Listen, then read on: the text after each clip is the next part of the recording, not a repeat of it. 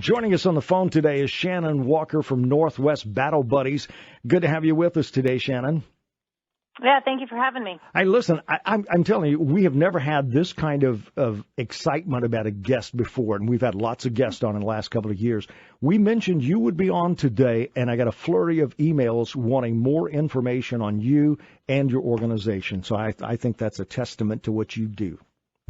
Well, thank you so much. I think that's wonderful, and it's very encouraging because it's a lot of hard work at times, but I will tell you it's about the most fulfilling thing I've ever done is providing service dogs for our wonderful veterans. Yeah, let's get this out the way now. Can our audience go to northwestbattlebuddies.org to get more information?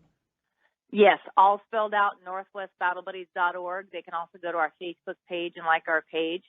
And absolutely. Great. So hopefully some of the people who were listening in yesterday and wrote to me will catch that. But you talk about in an article that I first got about Sergeant Matthew Thompson got used to falling asleep to gunfire and explosions. And when he got home, he was okay until July 4th when the fireworks went off. And lo and behold, July 4th is coming up Monday. Should we take special precautions if we've got, some service members?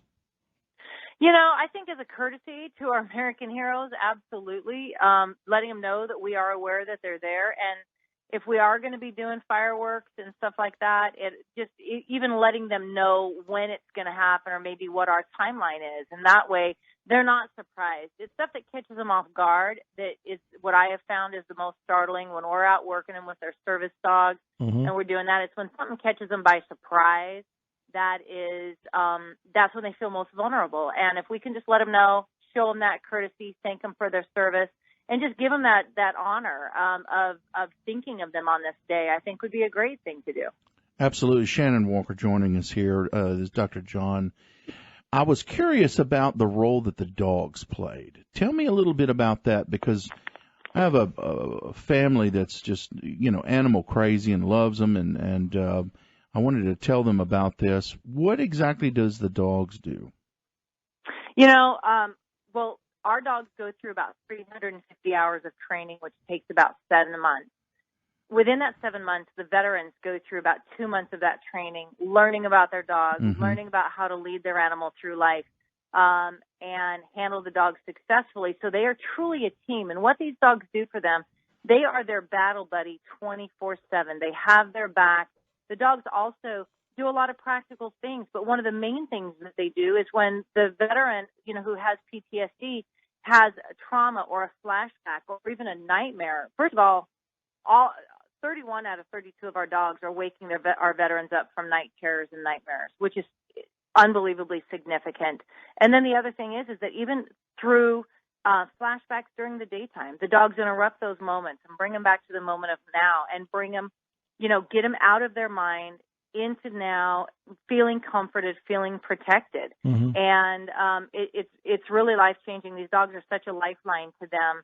The minute they come and seek help, healing begins. And it's a wonderful thing to observe. Man, I read the statistics about Thompson we talked about earlier. 11 to 20% of vets from post 9/11 Iraq and Afghanistan are diagnosed with PTSD. That is incredible number of people. I was shocked by that number. It is, no matter, our goals in 4 years, we've provided 32 service dogs to 32 veterans, and they are 100% free to the veterans. And even though our numbers are much, much higher than that, no matter how high our goals are, unfortunately, we'll never be able to meet the need, but at least we are doing everything we can to serve each veteran, one Northwest Battle Buddy team at a time. Shannon, let me ask you this: how many veterans are participating in this kind of program throughout the region? You know what? Honestly, I can't answer that question. I know that we have a waiting list of we're 4 years old, and those who have qualified, we have over 50 who are waiting. And they're going to be waiting at least a year and a half, if not more. Well, Shannon, what is the holdup? Is it the fact that there's no funding available or no dogs available, or the fact that it takes so long to train the dogs and the vets? It's money. Yeah. It's just money. Because if we had right now, from our organization, we have one paid staff member. I founded the organization, and I am the trainer, and I am the president. However, I'm a volunteer, and I'm doing all this on top of my other job. Wow. And even with that said, we have provided 32 dogs in 4 years. Whereas if we had, and all of our funding is private, it isn't from the government. And so we do fundraisers.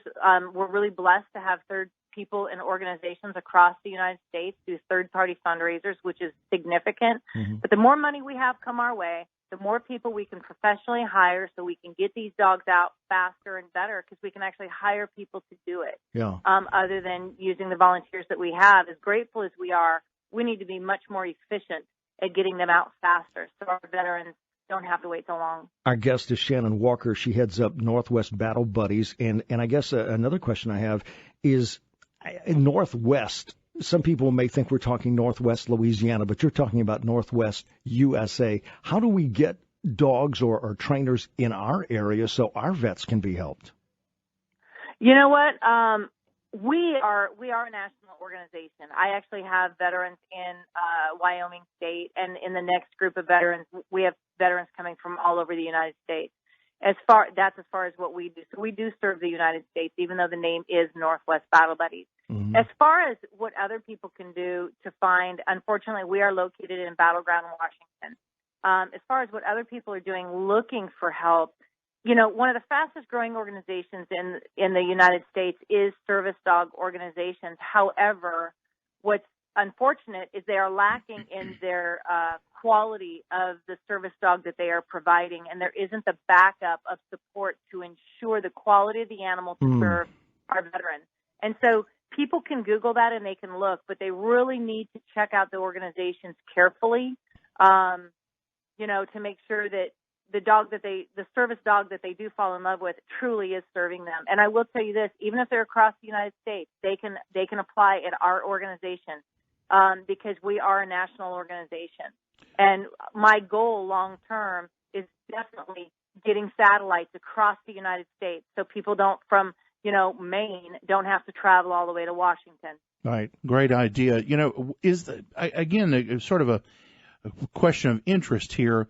Is there a particular type of dog that makes the best buddy for veterans? You know what? I always tell people they ask me what the best dog is, and I tell them a well-bred one. And so, you know, we actually do take dogs out of shelters too, but what we look for is we look at dogs that not only are large enough to serve a practical purpose for our veterans, like bracing and balance and things like that for the veterans who need it, but the dogs also have to fit in society. They need to fit at our feet on an airplane. They need to fit, you know, when we're asking society to accept these service dogs with open arms, then we need to make sure that we show respect and there's convenience on both sides.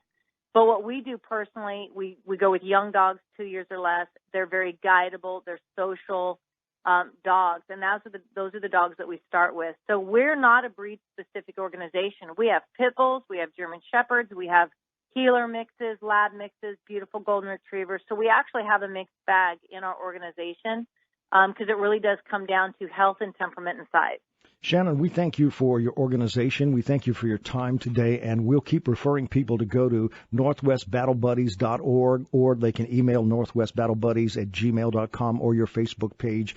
We really applaud Absolutely. you for your work with vets. Thank you very much for your time today.